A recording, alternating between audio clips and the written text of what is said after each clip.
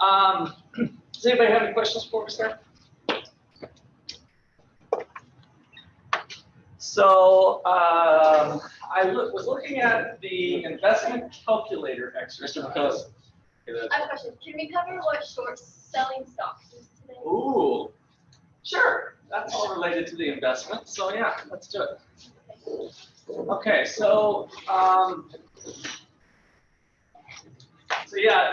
my graduate assistant just told me GameStop spiked again today. Went up $100 and then back down already or something. Probably related to short selling on that as well. So let's say you've got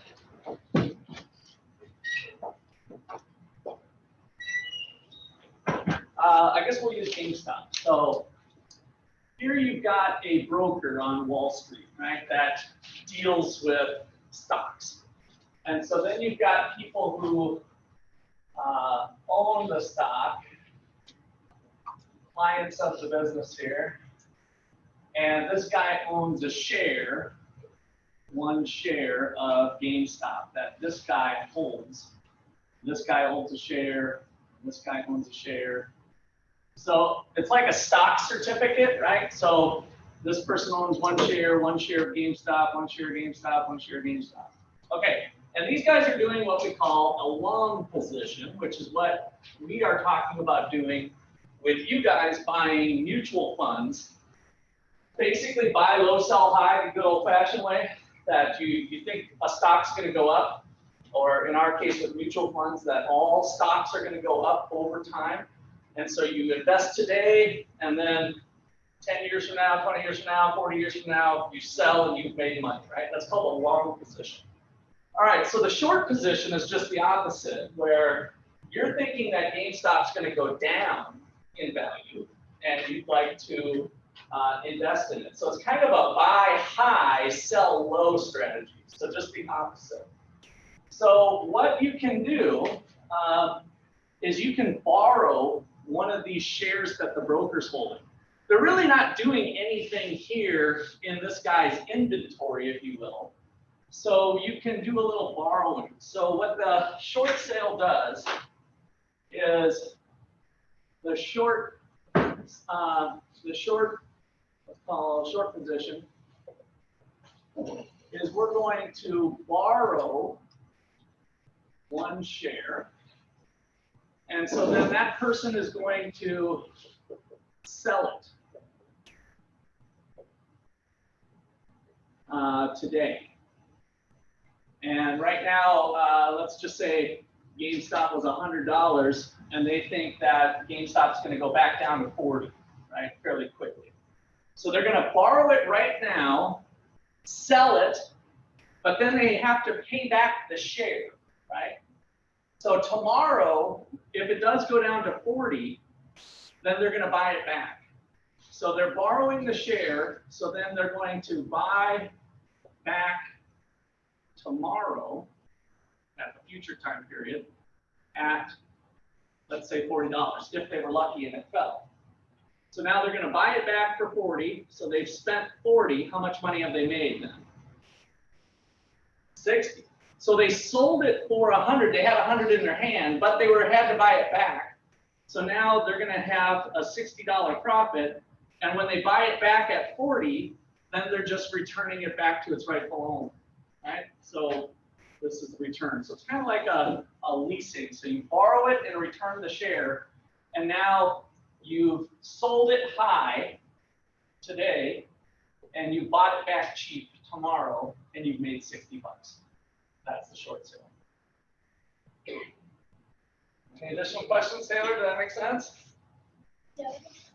Once you get the borrowing thing down, that's kind of the key element to it. Otherwise, yeah, it's kind of weird. Like, how can two people be in two different boats? Well, that's how, through this borrowing function. So why is it dangerous? And why? So the Wall Street millionaires and billionaires were taking that long position was the story. And so they thought this is what was going to happen, but what actually happened to GameStop? It grew, it went to 400 instead of dropping to 40, it went to 400. So now they still owe the share back. So they have to buy them back at 400 and pay back the share. And so then it was $300 loss on that position paying it back. And so that's how short sellers lose money, is when they're wrong and the market goes the opposite direction. Okay, anything further on that? Are there short sellers who purposely try to take a stock to make money, like they're like Slater by like writing an article? You mean to try to maybe make the stock price go one direction or the other? Yeah. Sure. I mean, there can be misinformation or, the normal stuff out there. So that's why, especially I think that's what the social media stuff has done, is it's allowed a lot of cheap talk of people who might not know any better. They don't really know much about it. It's like, oh, but I heard Elon Musk is buying it. Let's buy it. And then they might not know all the reasons or motivations. Elon Musk has been in trouble before. He got reprimanded pretty hard about 5 years ago when he said something about Tesla stock, about doing something and it caused the stock price. And so he got investigated and charged with kind of some insider trading type of stuff. I think they mostly gave him a strong warning, maybe a fine or something. I can't remember. He was banned. He was banned from ever speaking again about the stock or something. It was part of the settlement from the judge. So because they don't want insiders distorting the values, like Taylor was just bringing up, right? In general, you can be manipulating if you're an insider, and that's not efficient for the market. Well, anything else? All right, well, that was a pretty good segue. Oh, so back to my investor calculator deal. I was curious if you guys could have your computers here. I actually really want to test this. So go back to the investment calculator exercise. And did you guys, most of you got it wrong. Yeah. And I went and looked at what you did, and you actually did have the wrong answer. But not by a lot. So I wanted to know how you did it and why you got the answer you did, because a lot of you got the same answer and it didn't really make sense. And it's an important exercise, so I wanted to do this twofold. It would be kind of a nice review for us to do it. So did you, where did you go to do the calculation you did? The what? The link. The link, the Foundations U, right? The link is the Foundations U, I think, isn't it? You guys can pull that up and check. It's on DaveRamsey.com. Yeah. Oh, DaveRamsey.com. Okay, this is the one that they switched. What is this one? No, it's for real. Oh, it is for real. Great. Let's see if it comes back here.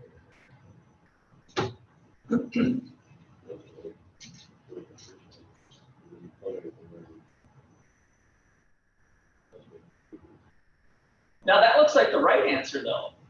I think a lot of you had 17. Give me what your answer was. 176,977. This is for the first one. I guess we should be clear. It was 1,000 starting at 8%, right? And then it was how much per month? 500 per month. Yeah.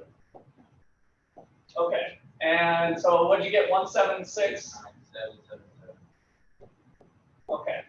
And oh, you got yours, Raven. What did you have? Well, so I went back and corrected it.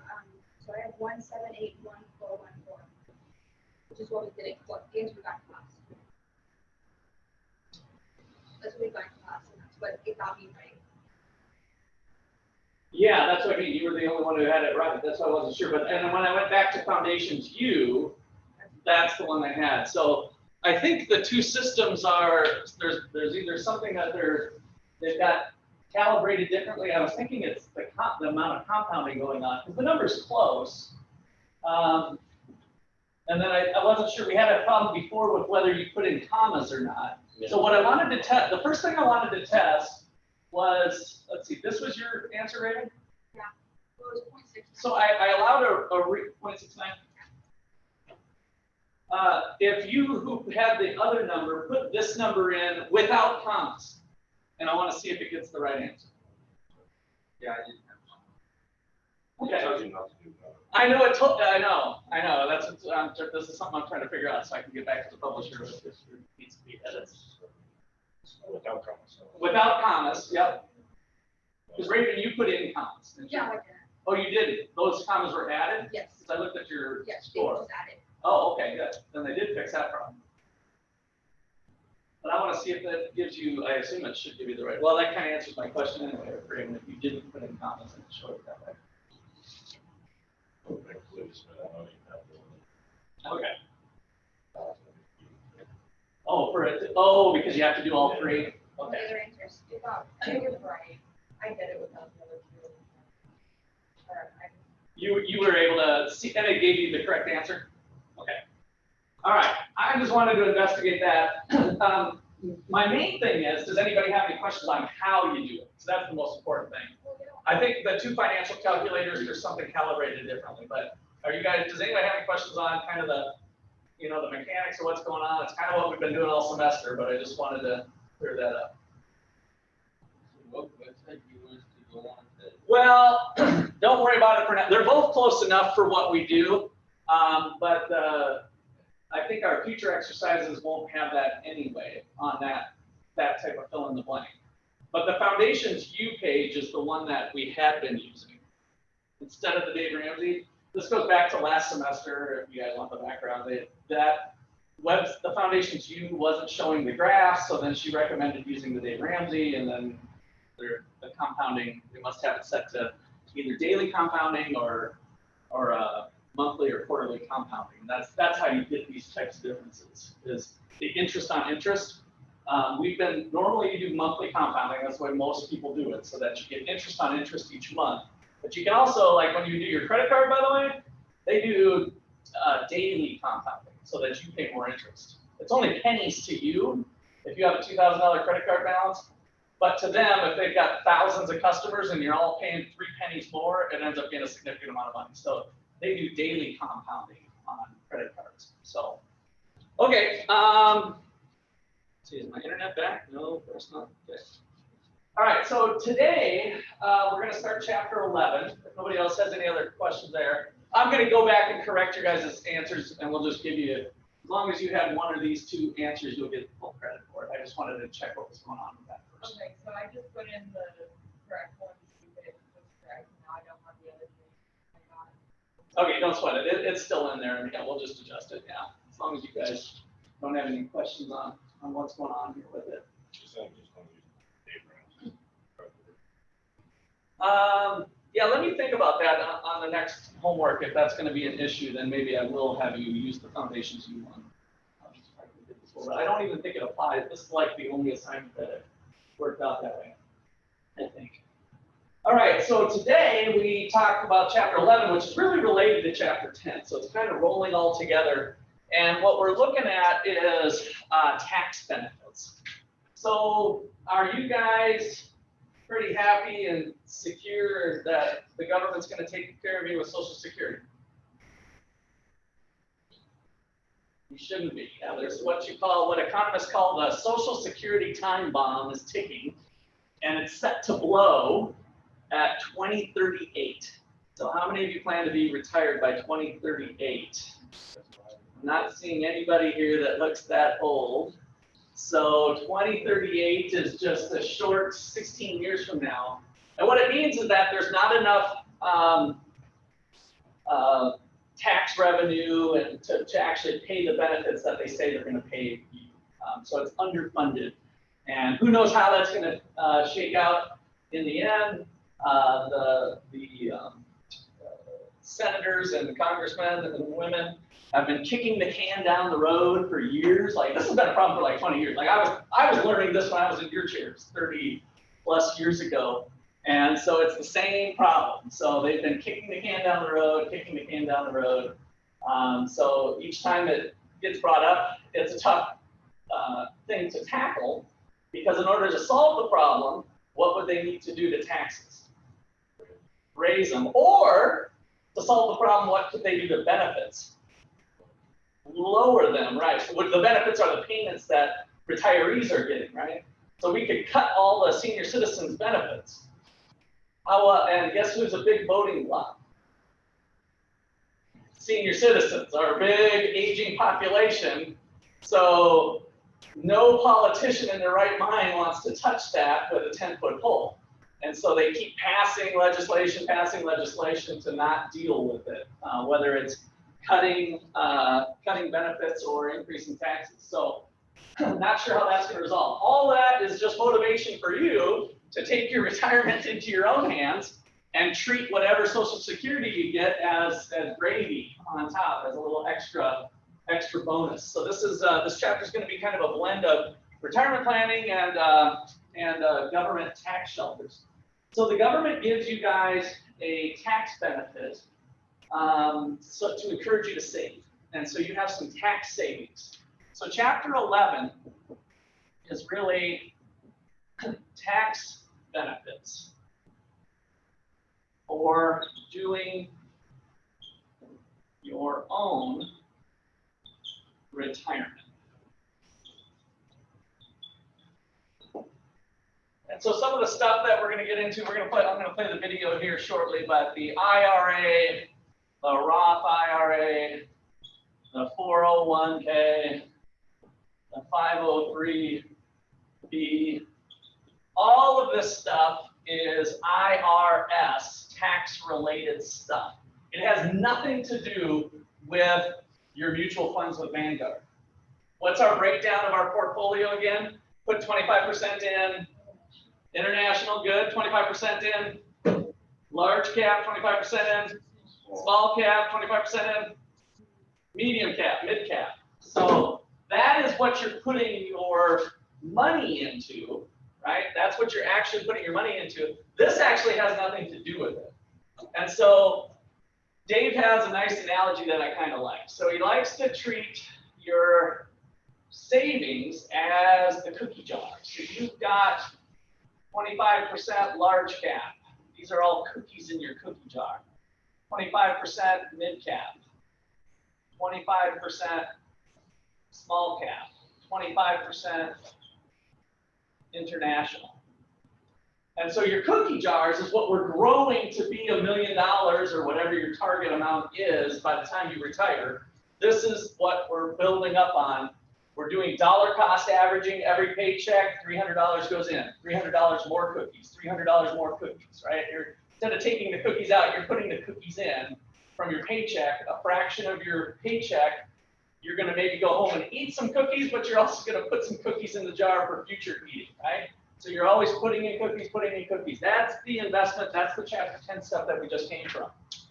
So as an incentive for you to try to spend for yourself, and the government has a little financial incentive. They're not just trying to be a good government and have people healthy and stuff.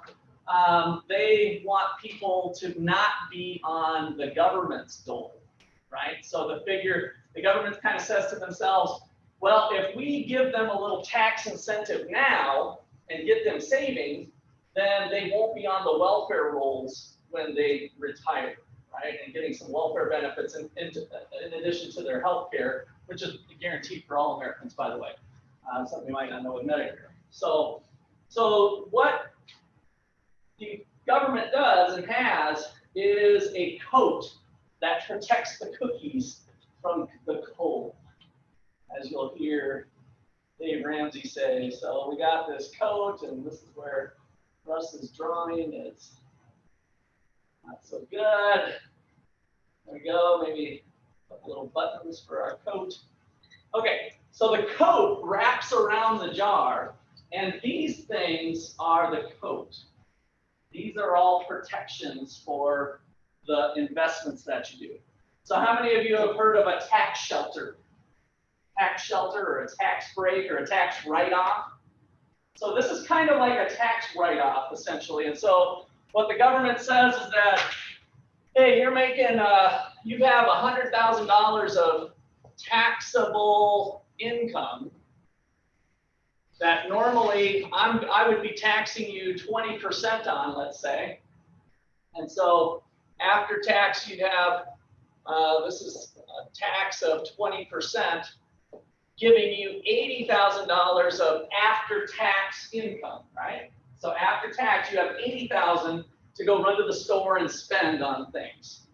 Is kind of the normal way it's set up. Government says, hey, I got an idea.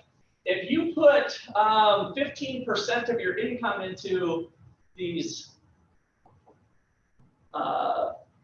retirement vehicles, and we put special labels on them, I'll allow you to deduct, the amount you put in the cookie jar. So if you put $15,000 worth of cookies into the cookie jar, you're left with $85,000 of taxable income. And if we still have a 20% tax rate, now we've got 10% is $8,500 with me. 20% would then be $17,000, right? So then we have $17,000, and we don't even have to do that math, but how much in tax did I actually just save? $3,000.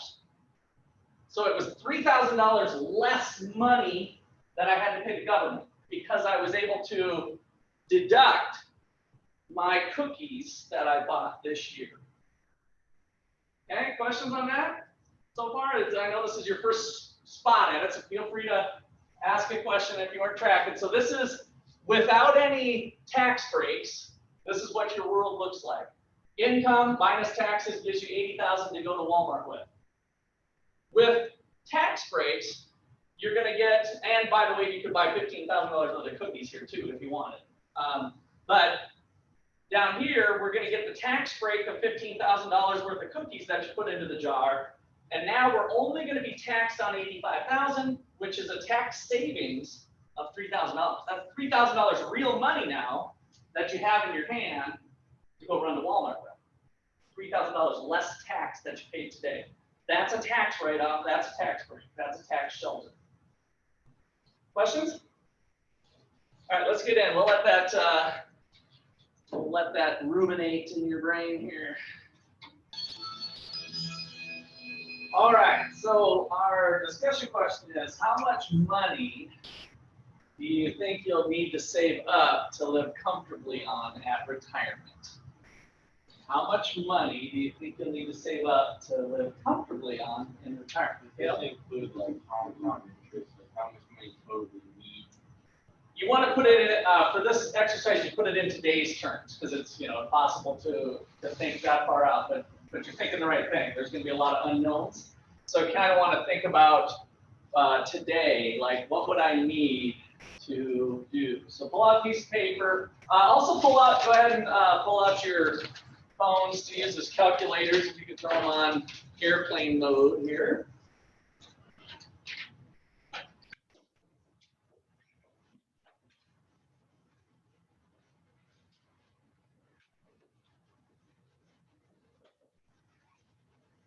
So how much would you need to make that happen?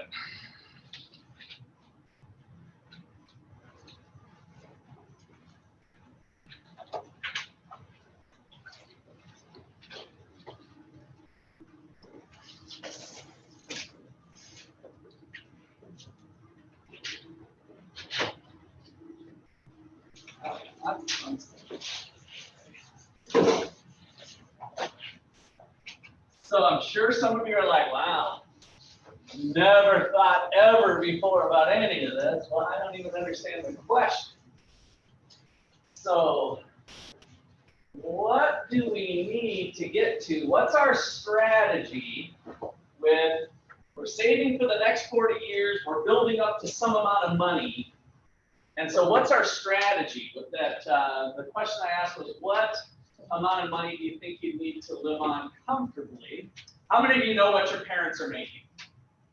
Like your household income. So, do you like their level of living? Like, could you live the way they're doing, or would you want a little more? So if you know their annual income, you could kind of just think of, and again, it's all in today's terms. So if your parents are making a combined 60,000 and you're like, well, I don't ever get to go on vacation the way I want to go on vacation. I definitely want more than that. I want 80,000, right? So I want you kind of thinking about that.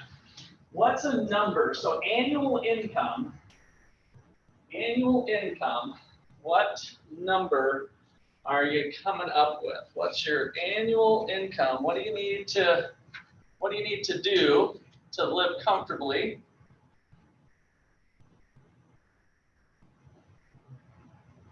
So that might be the first step here. So annual income at retirement.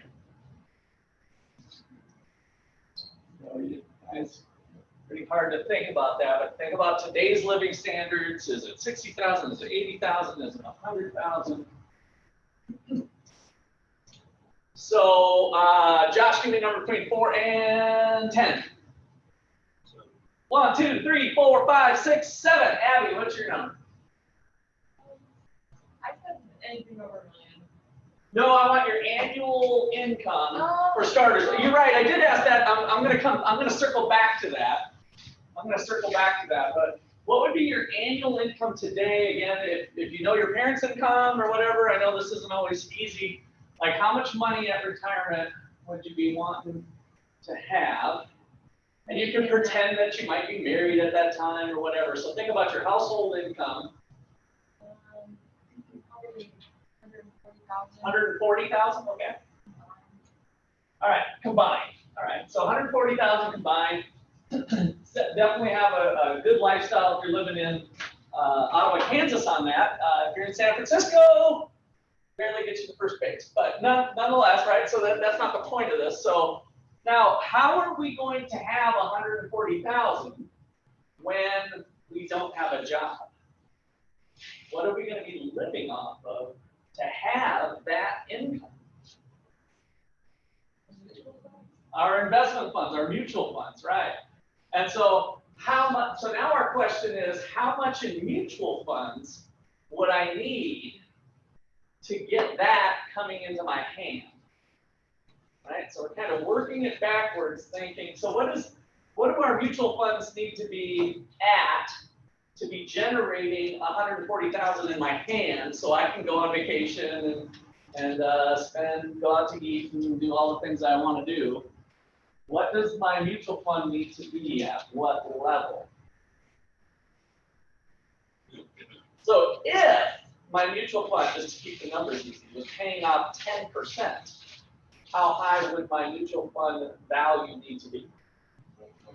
1.4 million, right? So that's kind of the process that we're going through. We're thinking, I want 140,000. If my mutual fund was paying 10%, 1.4 million would generate 140,000, and I'd still have 1.4 million for next year, right?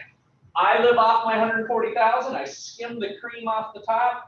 And now my 1.4 million is still at work for me, so that next year I have another 140,000, and then next year I have another 140,000, right? So that's the thing we're thinking about. So one of your exercises that you're going to be doing here is in planning that out. So let's do one together so that when you get to the exercise, I'm just going to put this on. Let's see how this works here if I can get it.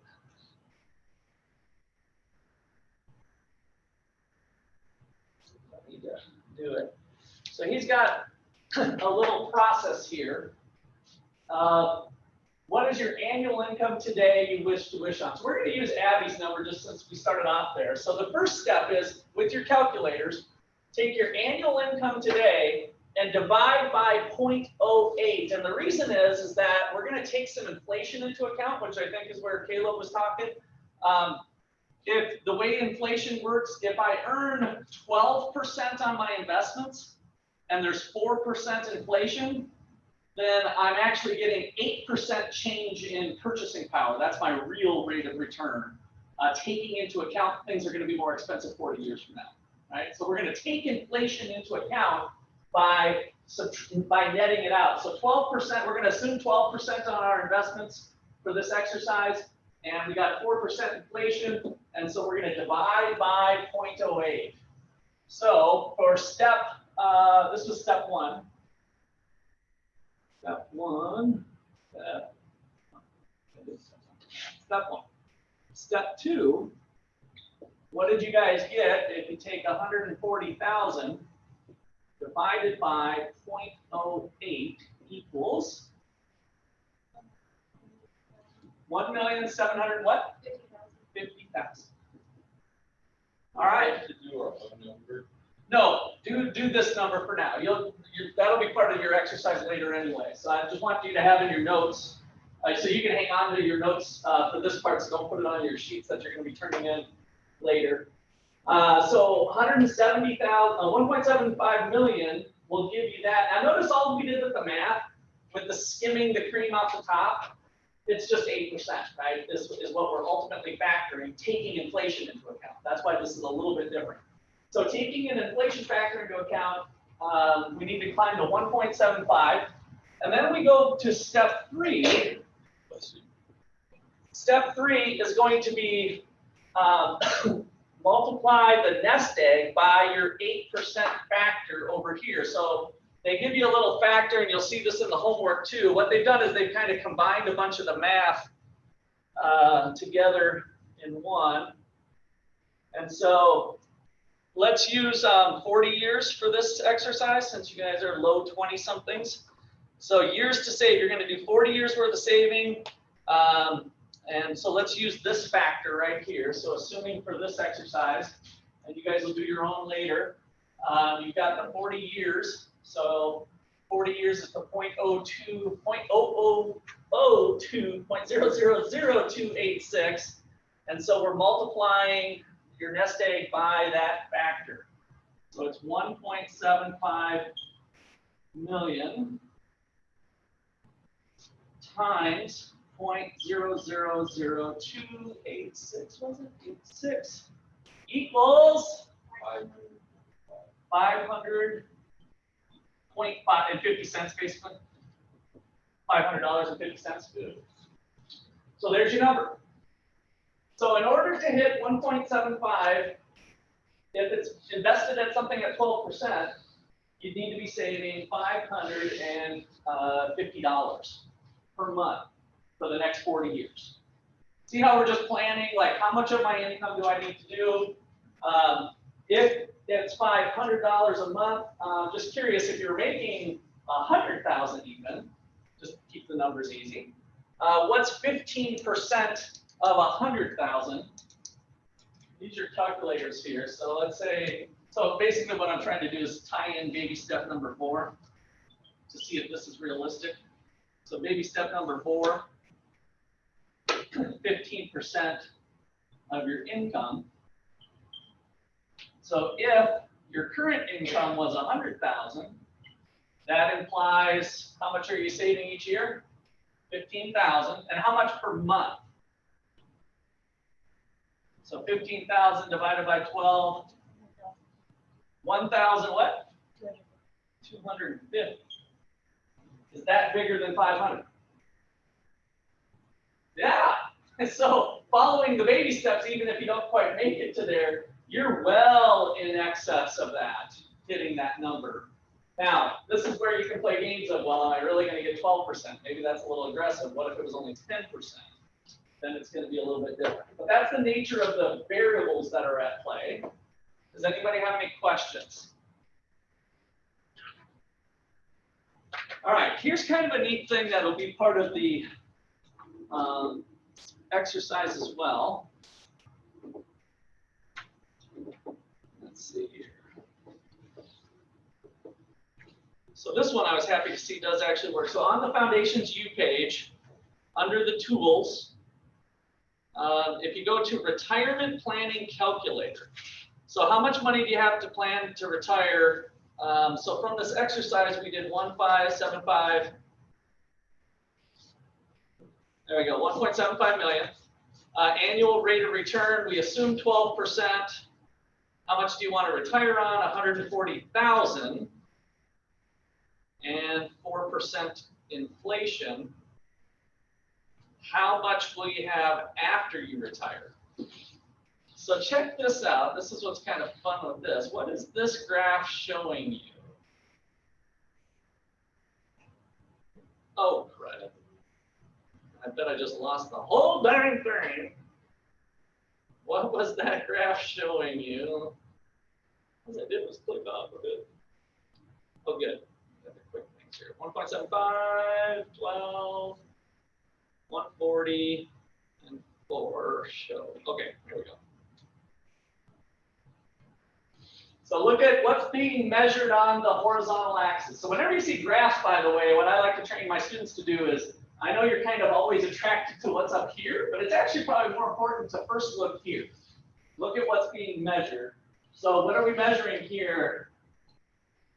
Age at what time of your life? Beyond retirement. So we're assuming a 65 years of retirement, and now it's going 70, age 80, age 90, age 100, age 105. And so what is this here? The account balance, that's the 1.75 million.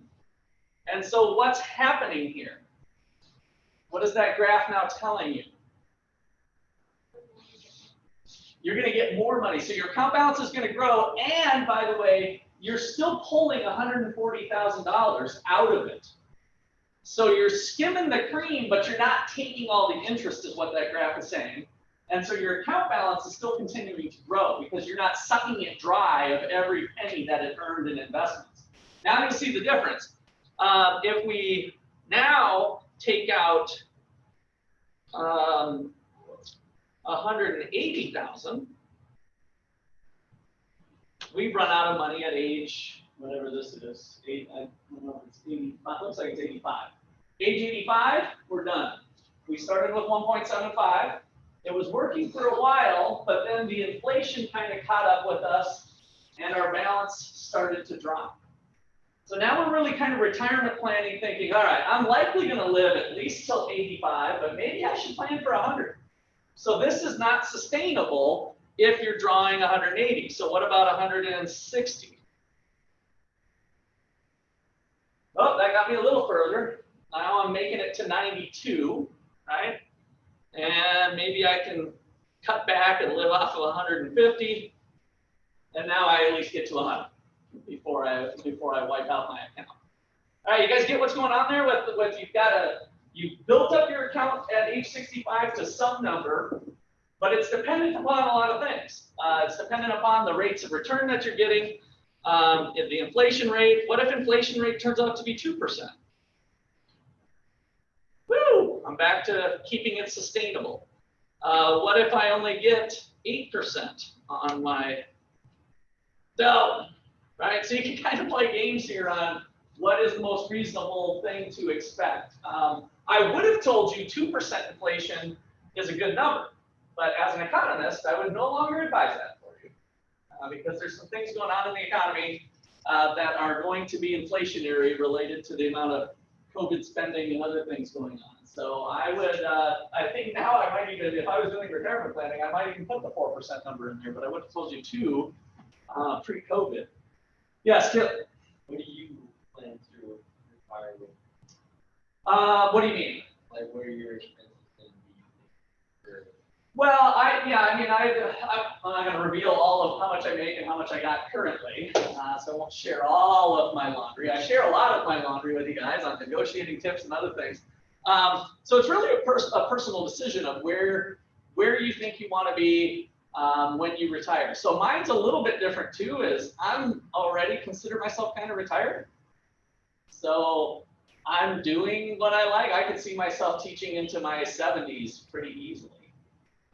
So this doesn't really work for me. I come in and I like telling you guys this stuff. It's kind of fun, and I have a flexible schedule and all of that. So each person's going to be a little bit different. So you just have to kind of come up with what your number is, and now you've got all the tools to try to target and get there. All right, anybody else? Okay, let's get into the next video section.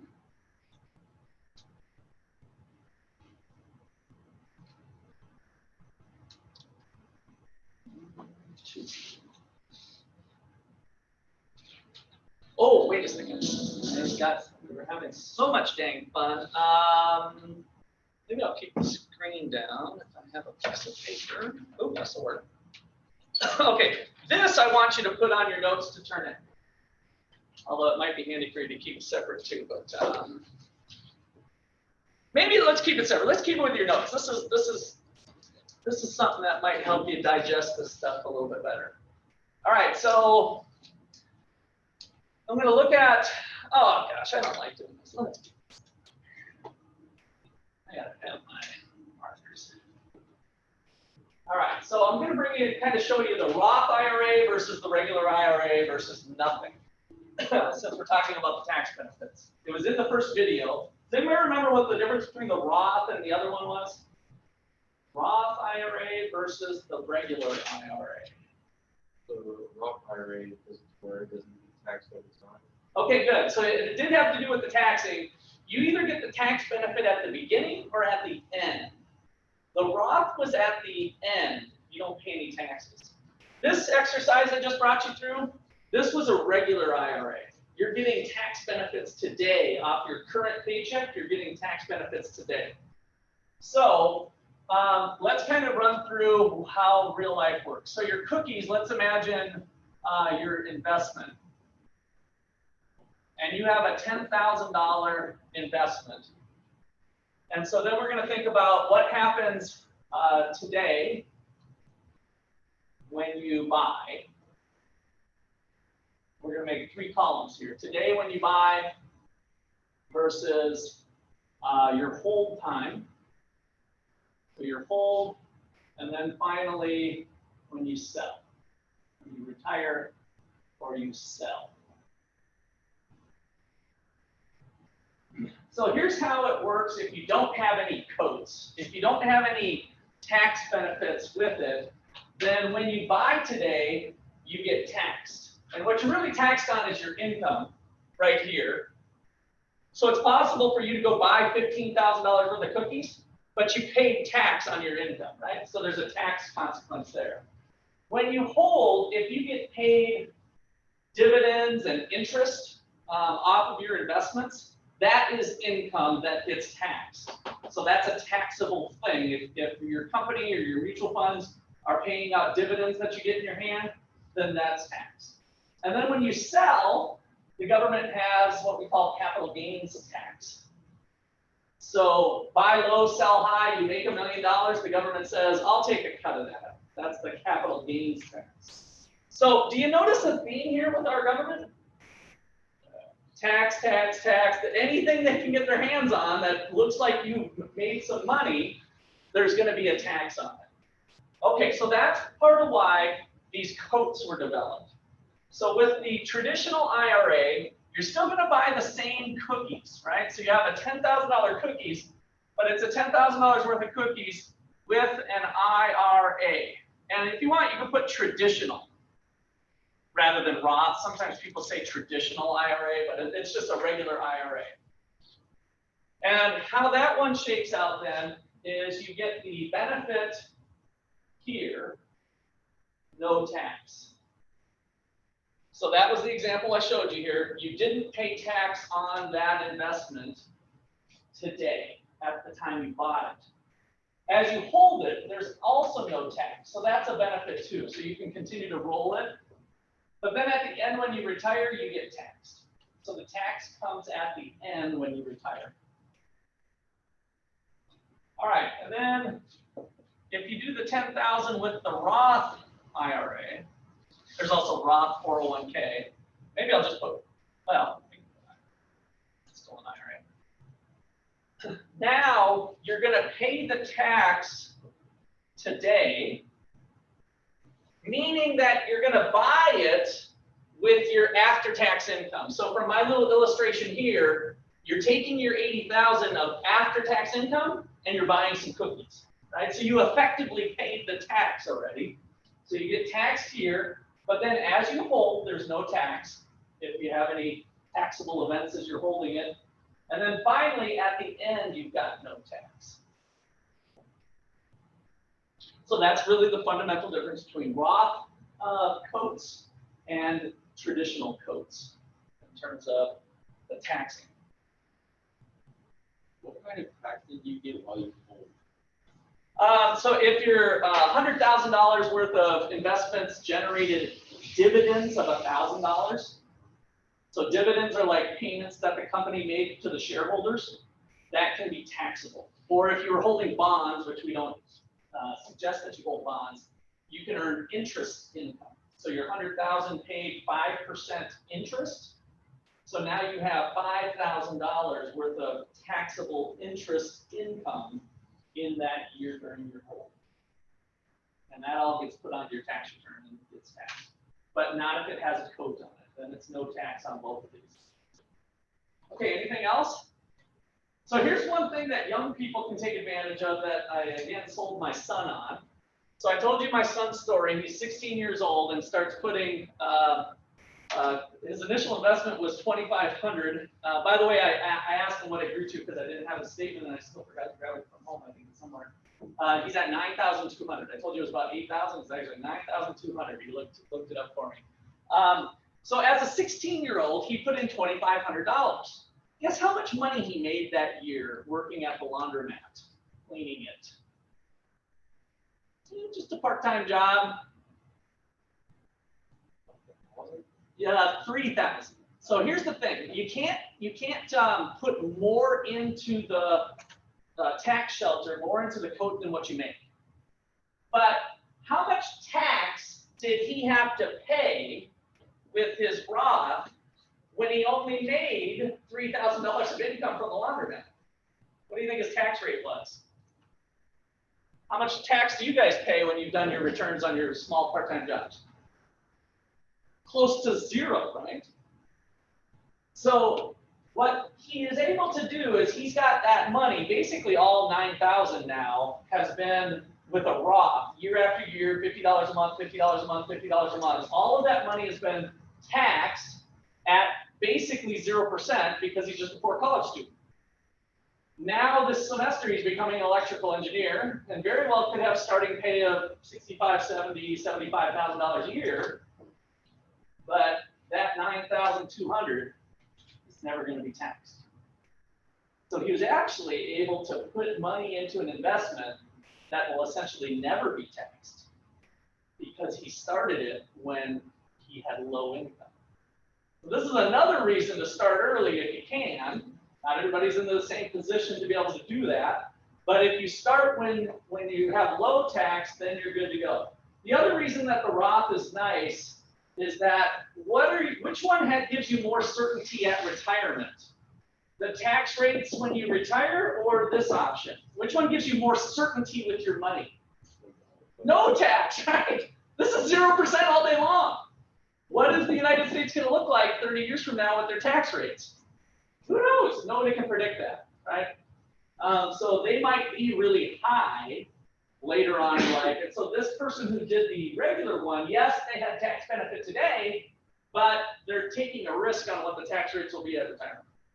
So that's another reason that the Roth is kind of a nice way to strategize if you can.